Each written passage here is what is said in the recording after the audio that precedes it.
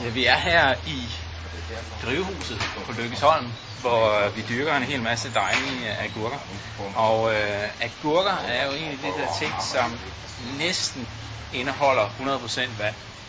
Så de ting, der er tilbage, må vi tage lidt vare på. Men når vi skal ind i køkkenet, kan man faktisk tydeligt smage forskel på en økologisk og en almindelig agurk. Og en af forklaringerne, den kan vi finde hernede. Økologiske agurker vokser i rigtig dejlige muldjord. Og altså,